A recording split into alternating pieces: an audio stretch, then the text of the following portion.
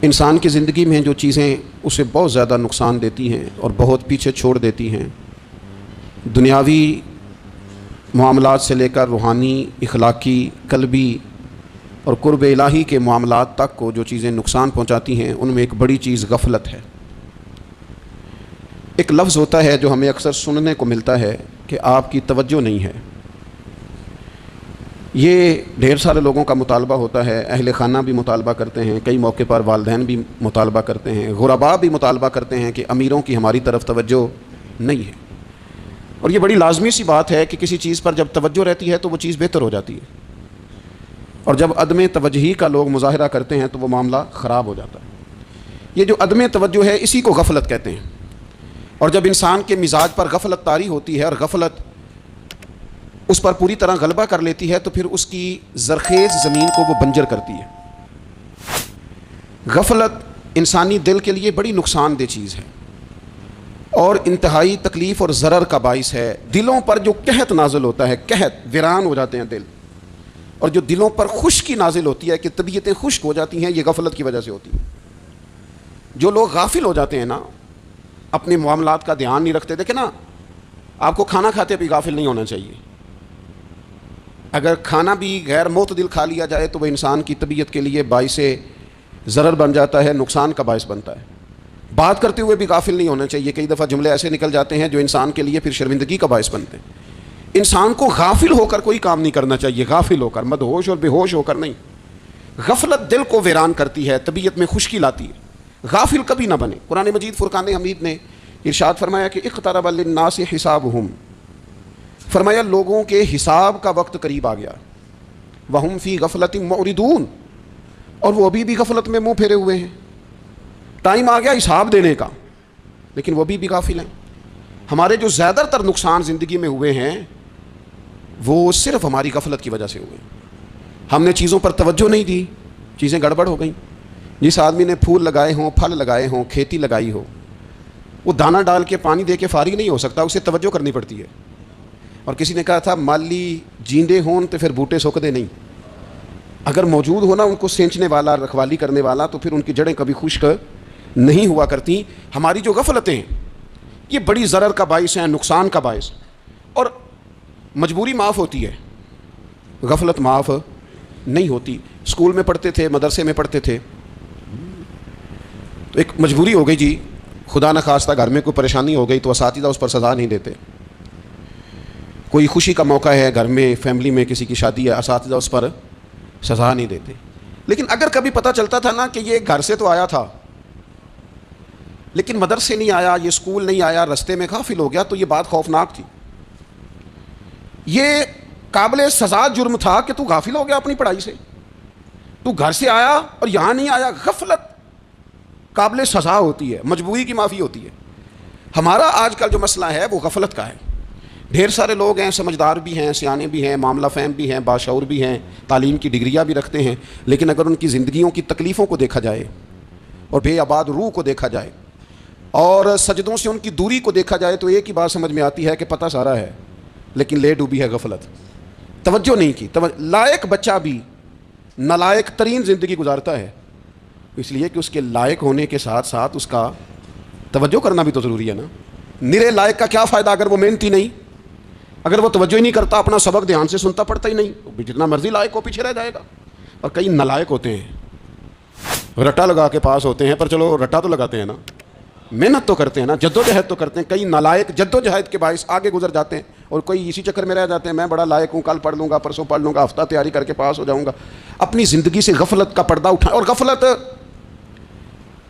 اس کے لیے فیصلہ کرنے کی ضرورت ہوتی ہے، پلاننگ کرنے کی نہیں، فیصلہ کرنے کی ضرورت ہوتی ہے کہ میں نے اب غفلت کرنی۔ ہم نہ جب بھی کوئی پروگرام بناتے ہیں تو منصوبہ بندی شروع کرتے، منصوبہ بندی نہ کریں، فیصلہ کریں، کہیں کہ میں نے غافل نہیں ہونا۔ غفلت غرق دنیا کا نام ہے، اپنے آپ کو غفلت سے بچائیں۔ آپ دیکھیں حضرت کعب بن مالک رضی اللہ تعالیٰ عنہ فرماتے ہیں، بخاری میں موجود ہے، فرماتے ہیں کہ جنگ میں پیچھے رہ گیا تھا، میرا خیال تھا کل چلا جاؤں گا، گھوڑے اور سواریاں میرے پاس تیز ہیں، مضبوط ہیں، پرسوں چلا جاؤں گا، تیزی سے بھاگ کے میں پہنچ جاؤں گا، میں قافلے کے ساتھ شامل ہو جاؤں گا، لیکن بس تھوڑی سستی ہو گئی، ذرا غفلت ہو گئی۔ آپ فرماتے ہیں جب سب لوگ چلے گئے حضور علیہ السلام کے ساتھ جہاد میں اور میں پیچھے رہ گیا، تو پھر جب چند دن گزر گئے اور محبوب کے واپس آنے کا ٹائم ہو گیا تو اب میں غور کرتا سمجھتا تو مجھے مدینے میں یہاں بزدل لوگ نظر آتے، اور کون نظر آتے؟ جو منافق تھے، وہ منافق بزدل دکھائی دیتے، یا مجھے عورتیں اور بچے دکھائی دیتے۔ میں پریشان ہوا، حضور واپس آ گئے۔ جنہوں نے بہانے کیے تھے نا منافقین نے، یہ مجبوری تھی اس لیے نہیں جہاد پہ گئے، یہ جنہوں نے بہانے کیے تھے انہیں مل گئی معافی، اور میں نے سچ بولا۔ میں نے کہا یا رسول اللہ میں غافل ہو گیا تھا۔ اب کہتے ہیں میں نے جب کہا نا حضور سستی ہو گئی تھی، ذرا غفلت ہو گئی، تو بندہ محبوب سے غافل ہو جائے، بندہ وہیں سے غافل ہو جائے۔ جو دم غافل سو دم کافر، سانو مرشد اے ہو پڑھایا۔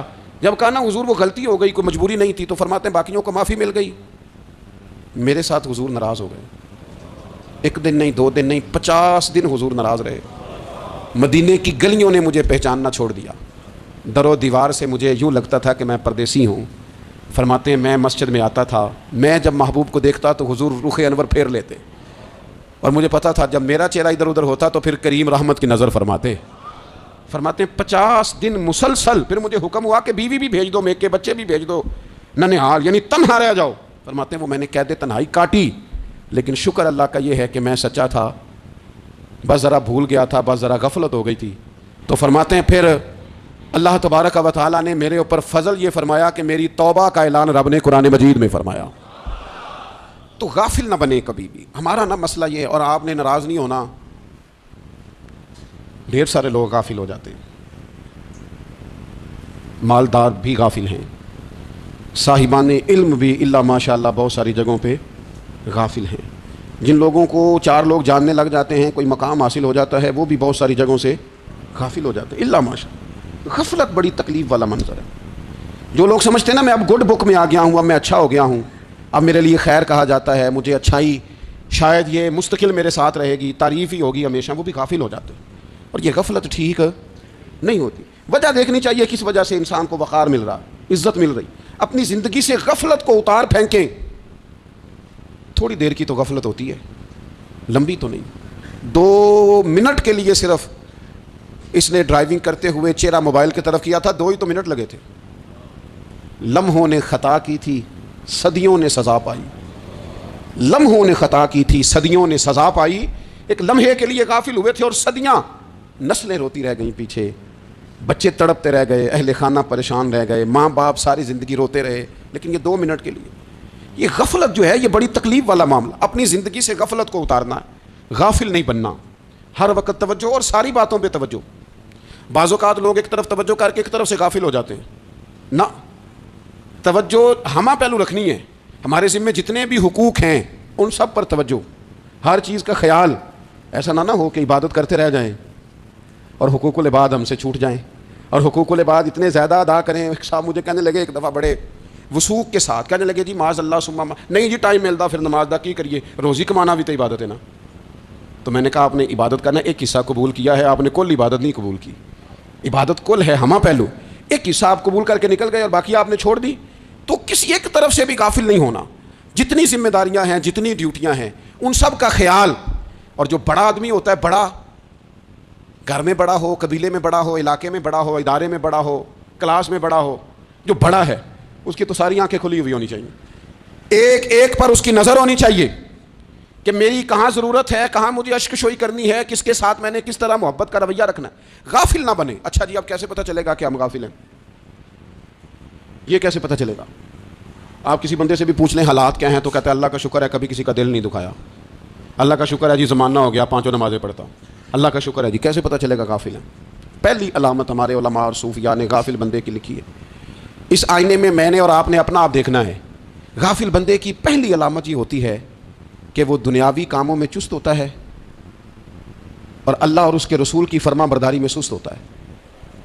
یعنی نماز کے وقت تو اسے نیند ستاتی ہے، پریشانی ہوتی ہے، لیکن اگر کسی جگہ مال مل رہا ہو، پیسے مل رہے ہوں، وہاں جانا ہو تو پھر اسے کوئی چیز بھی تنگ نہیں کر۔ دنیاوی کاموں میں چست ہوگا، یعنی ٹی وی کے آگے، موبائل کے آگے وہ گھنٹوں بیٹھا ہوا ہے، اور اگر اسے 25 منٹ قرآن پاک سننا پڑ جائے، اگر اسے 20 منٹ دینی محفل میں بیٹھنا پڑ جائے، اگر اسے کہا جائے کہ تو 20 رکعت نماز نفل ادا کر، دنیاوی کاموں میں چست ہے، دینی کاموں میں، یہ غفلت کی پہلی علامت۔ پھر ذاتی معاملات پہ پیسہ خرچ کرنا ہو تو ڈھیر سارا ہے، کسی غریب کی مدد کرنی ہو تو۔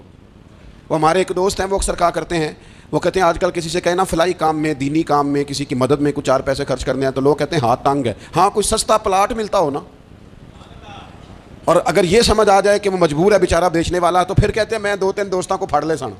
ذاتی کاموں میں جب بندہ چست ہو اور دینی کاموں میں سست ہو تو مطلب یہ ہے کہ بندہ غافل ہے. پہلی علامت غفلت کی. اور غفلت کی دوسری نشانی یہ ہے کہ انسان گناہ کے کاموں کو معمولی سمجھنے لگ جاتا ہے. یہ غافل بندے کی نشانی ہے. گناہ کو معمولی سمجھتا ہے، چھوٹا سمجھتا ہے. آج کل لوگ کہتے نہیں میں کو اکیلا کر رہا ہوں، ساری دنیا ہی کرتی ہے. اور جناب کیا ہو گیا، اگر یہ غلطی ہو گئی تو بندے سے ہو ہی جاتا ہے. گناہ کو معمولی سمجھنا، چھوٹا سمجھنا اور کہنا پھر کیا ہو گیا ہے، انسان سے غلطی ہو جاتی ہے. آپ دیکھ لیں کہ سینکڑوں بیسیوں گناہوں کا بوجھ ہمارے سروں پہ ہوتا ہے، لیکن کوئی ہمارا دبدبہ ہے، کوئی ہماری گفتگو ہے، کوئی ہمارے جملوں میں خود پسندی ہے، کوئی ریاکاری ہے، کوئی تصنع ہے. یہ غافل بندے کی علامت ہے. نبی اکرم صلی اللہ تعالیٰ علیہ وآلہ وسلم نے فرمایا مومن اپنے گناہوں کو پہاڑ کی طرح سمجھتا ہے. یہ بخاری میں حدیث ہے. مومن پہاڑ کی طرح جانتا ہے اور وہ ڈرتا ہے کہ کہیں وہ پہاڑ اس کے اوپر گر نہ جائے، یعنی کہیں مجھے میرے گناہ کی سزا نہ مل جائے. چھوٹے گناہ کو بھی پہاڑ جانتا ہے، یار مجھ سے غلطی ہو گئی، مجھے ٹھیک کر لینی چاہیے، مجھے معافی لے لینی چاہیے، مجھے توبہ کر لینی چاہیے. مومن اپنے اوپر گناہ کو پہاڑ کی جانب سمجھتا ہے. اور حضور علیہ الصلوۃ والسلام فرماتے ہیں کہ یہ جو فاسق اور فاجر ہوتا ہے نا، اللہ کا نافرمان، یہ گناہ کو مکھی کی طرح سمجھتا ہے. یہ سمجھتا ہے میں نے اشارہ کرنا ہے، مکھی نے اڑ جانا ہے. مومن کی علامت یہ ہے کہ وہ پہاڑ جانتا ہے، اگر غلطی ہو جائے تو پہاڑ. امام اعظم ابو حنیفہ رحمۃ اللہ علیہ گزر رہے تھے تو بارش ہو گئی تھی اور کوفہ میں کیچڑ تھا، تو آپ نے جو جوتے پہنے ہوئے تھے ان جوتوں سے چلتے ہوئے نا آپ کے پاؤں سے کچھ مٹی اڑی، تو سامنے ایک یہودی تھا. اب اس زمانے میں دیواریں کچی ہوتی تھیں، اس کے دیوار پر جا کے وہ مٹی جو تھی وہ لگ گئی. اب امام صاحب بڑے پریشان ہوئے کہ میں نے اس کی دیوار کو آلودہ کر دیا. یہاں تو لوگ اپنی اینٹیں رکھتے رکھتے کئیوں کی دیواریں توڑ ہی دیتے ہیں، اور پھر وہ اس پر ماننے کو بھی تیار نہیں ہوتے، تسلیم کرنے کو بھی تیار نہیں ہوتے.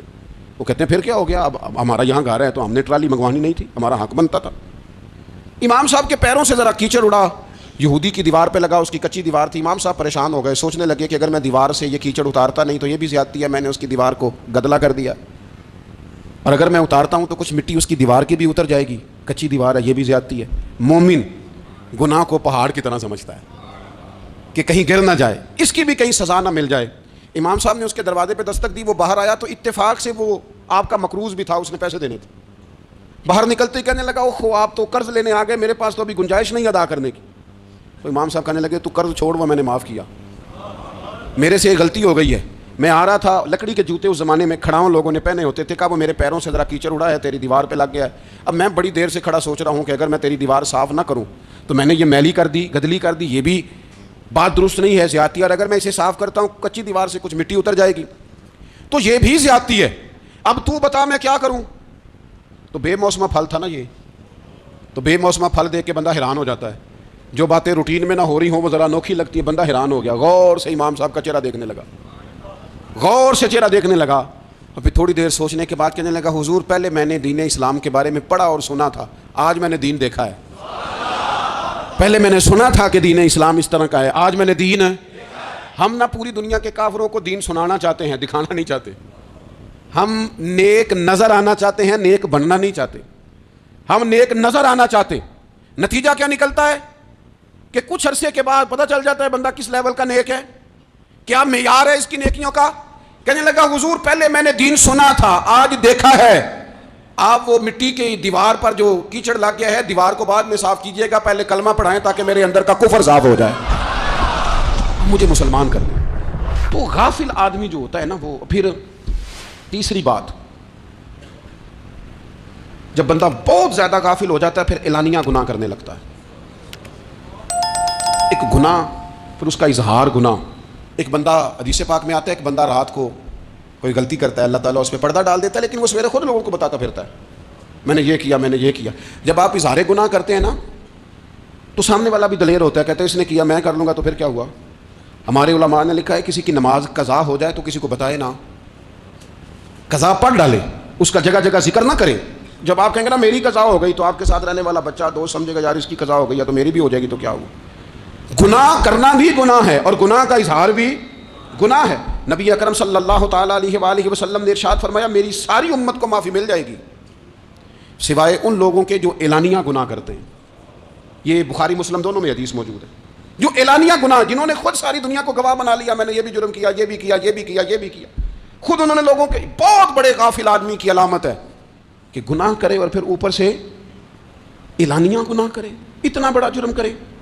پھر چوتھی علامت اگر ہم دیکھنا چاہیں، ہم غافل تو نہیں، تو غافل بندے کی چوتھی علامت یہ ہوتی ہے کہ وہ فضول کاموں میں وقت بڑا ضائع کرتا ہے.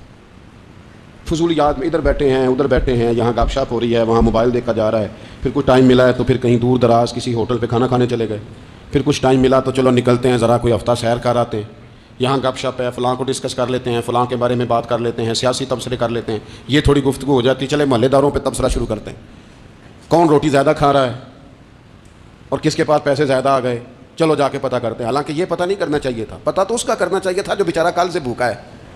خبر تو اس کی رکھنی چاہیے تھی جس بیچارے کے گھر میں بچوں کے لیے پہننے کو کپڑے موجود نہیں ہیں. اس پر تبصرہ یہ کرتے ہیں کہ یہ محنت کیوں نہیں کرتے، اور اگر کسی پر اللہ عطا کر دے پھر حساب ضرور لگاتے ہیں کہ ذرا معلومات کرو یہ اتنی جلدی آگے کیسے نکل گئے. غافل بندے کی علامت ہے وقت کا ضائع کرنا اور فضول کاموں میں ضائع کرنا اور بلا وجہ ضائع، اور ایسے سوالات کرنا جن کی ضرورت ہی کوئی نہیں، بالکل ضرورت ہی نہیں، کوئی مطلب ہی نہیں، لیکن ہم لوگ وقت ضائع. یہ غفلت کی علامت، غفلت. اللہ والوں کی علامت کیا تھی؟ ایک بات انہوں نے زندگی میں لے لی، سیکھ لی، پھر ساری زندگی اسی پہ گزار دی. ان کا ارادہ تھا نا کشکول سیدھا کیا. کچھ لوگ ساری زندگی لیکچر قبول لے کے سن کے پھر بھی سمجھنے کو تیار.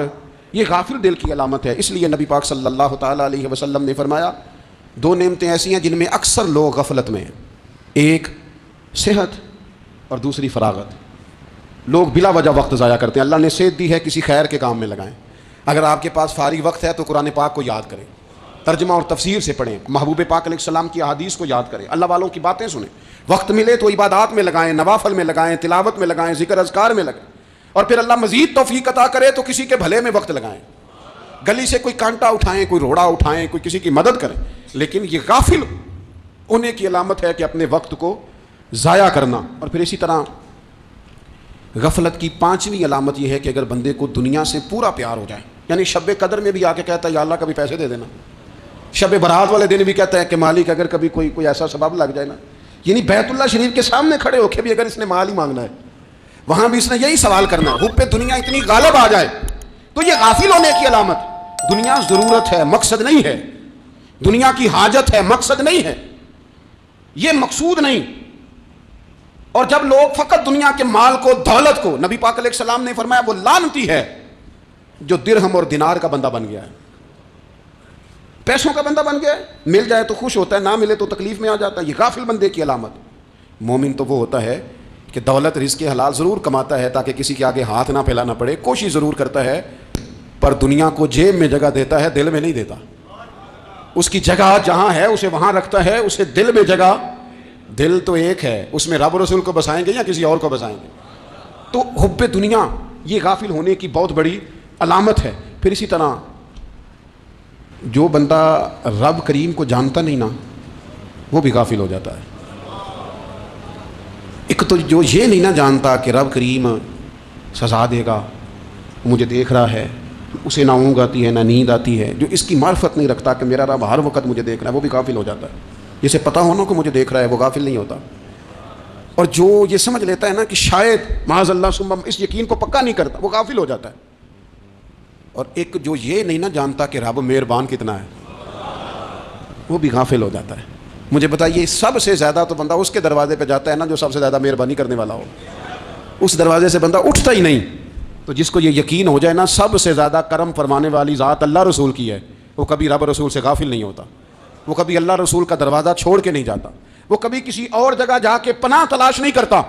جسے پتہ چل جائے نا وہ کریم کتنا ہے، مہربان کتنا. ملا رومی رحمۃ اللہ علیہ فرماتے ہیں بہت بڑا مجرم تھا ایک بندہ، بہت بڑا گناہگار تھا، بت کو پوجتا تھا، تھک گیا، ساری رات بت کے سامنے کھڑا تھا، معاذ اللہ یا صنم یا صنم یا صنم کہتے، تھک گیا، نیند آ گئی، اونگ آ گئی. جب پوری طرح نیند آ گئی اور دماغ پہ نیند قبضہ کرنے لگی تو اس کے منہ سے نکل گیا، صنم صنم کہہ رہا تھا نا، نکل گیا یا صمد، او بے نیاز مالک. رب کریم نے فرشتوں سے فرمایا دوڑ کے جاؤ، جو کہتا ہے اسے دے دو. فرشتے کہنے لگے مالک وہ تو بت کو پکار رہا تھا، اس نے تو غلطی سے نام لیا ہے. فرمایا مجھے نہیں پتا، لیکن دیکھو نا اس نے مجھے پکارا تو ہے نا، کتنی دیر سے جھوٹے کو پکار رہا تھا، اس کا معاملہ حل نہیں ہوا. اب اگر سچے کو پکارنے پہ بھی حل نہ ہوا تو فرق کیا رہ جائے گا. دے دو جو مانگتا ہے، دے دو میرے دوست، گھر پتہ چل جائے وہ کریم کتنا ہے، وہ مہربان کتنا ہے۔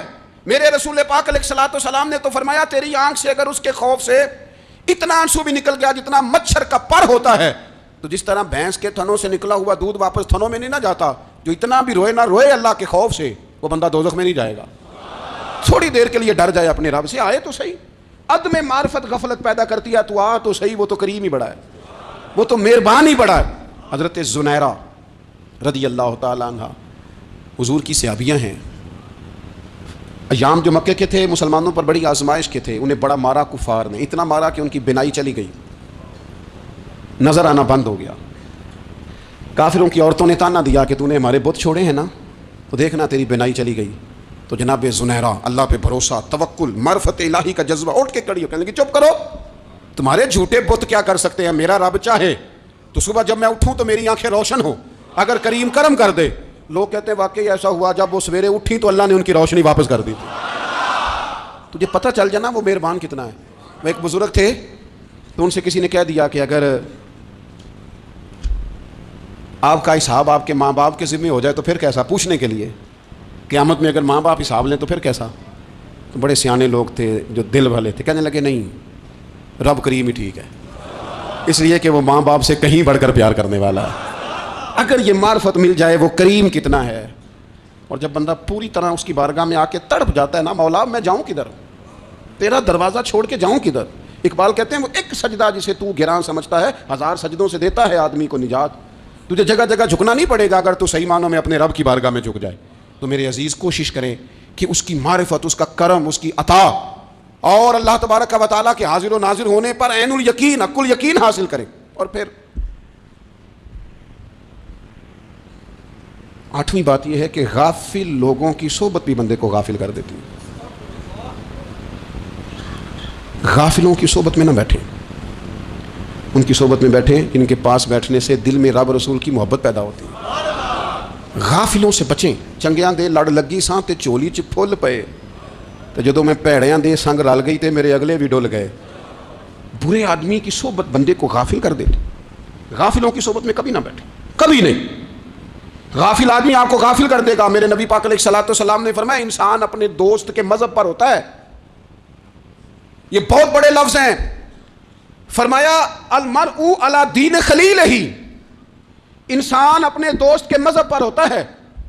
تو دیکھ تو نے دوست کس کو بنایا ہے، جو تیرے دوست کا مذہب ہوگا وہی تیرا ہو جائے گا۔ ہم نے دوست بنایا نا غوث پاک جیلانی کو، ہم نے یاری لگائی ہے نا داتا علی اجمیری سے، ہماری نسبت ہے نا معین الدین اجمیری سے، ہمارا تعلق ہے نا بہاؤالدین زکریا ملتانی سے، ہمارا رشتہ ہے نا حضرت مجدد الفسانی سے، ہم ماننے والے ہیں نا اعلیٰ حضرت بریلوی کے، ہمارا تعلق ہے کبھی جماعت علی سے کبھی مہر علی سے، ہمارا ان سے تعلق ہے تو صبح شام ہماری زبان پہ رہتا ہے بلغ العلا بکمالہ کشفت الدجی بجمالہ حسنت جمیع خصالہ صلو علیہ وآلہ۔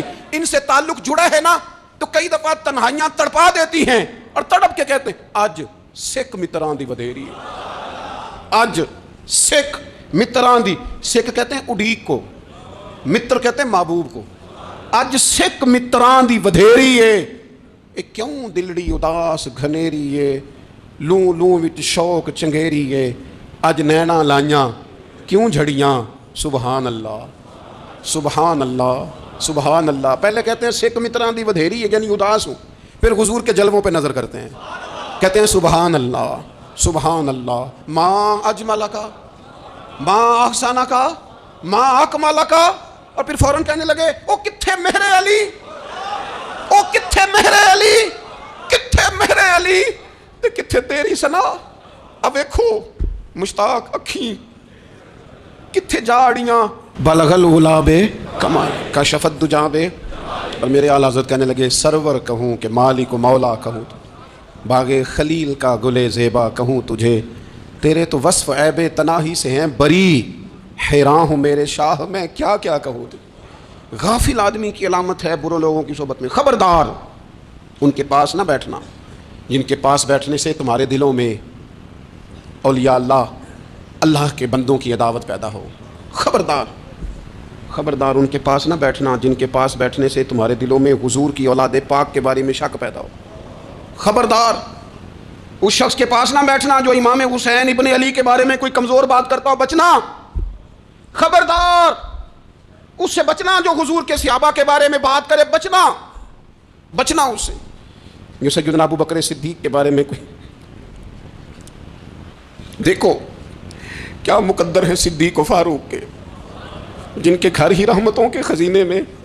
بھلا کیا کہا نبی پاک، حضور نے فرمایا میرے اوپر جس نے نیکی کی تھی بدلہ دے دیا ہے۔ یہ جو میرے ابو بکر صدیق ہے نا، ان کو میں اللہ کی بارگاہ میں لے جاؤں گا، کہوں گا مالک تو ہی بدلہ عطا فرما۔ ایک ہاتھ میں جناب صدیق کا ہاتھ پکڑا، ایک میں حضرت عمر کا ہاتھ پکڑا، اور حضور مسجد نبوی سے باہر آ رہے ہیں۔ دیکھنے والے کی زبان سے بے ساختہ سبحان اللہ نکل گیا، کیا شان ہے، کیا مقدر ہے۔ تو حضور علیہ السلام رک گئے اور روک کے فرمایا تو حیران ہو رہا ہے نا، تو حیران ہو رہا ہے نا کہ میں نے ایک ہاتھ میں ابو بکر کو پکڑا ہے، ایک میں عمر کو پکڑا ہے۔ فرمایا قیامت میں جب میری قبر کھلے گی تو میں اسی طرح قبر سے نکلوں گا، اس طرح میدان محشر میں میں آؤں گا۔ خبردار، حضور کے وفاداروں کے وفادار رہنا، ان کے وفادار رہنا، ان کے وفادار رہنا۔ بڑا عجیب دور آیا ہے، ہم نے یہ دور دیکھا ہے کہ لوگ حضور کے صحابہ کے بارے میں بھی بات کریں گے۔ اب نبی پاک کی اولاد پاک کے بارے کو بھی ڈسکس کیا جائے گا۔ اپنا منہ تو دیکھ، اپنی حیثیت دیکھ، اور پھر وہ بندے دیکھ جن کو اللہ نے چن کے اپنے محبوب کی غلامی کے لیے حضور کے قریب بٹھایا ہے۔ تو بچنا ایسے لوگوں سے، پرہیز کرنا، خبردار، عقیدہ ستھرا رکھنا، عقیدہ ستھرا رکھنا، صاف رہنا، پاکیزہ رہنا، غافلوں کی صحبت سے بچنا۔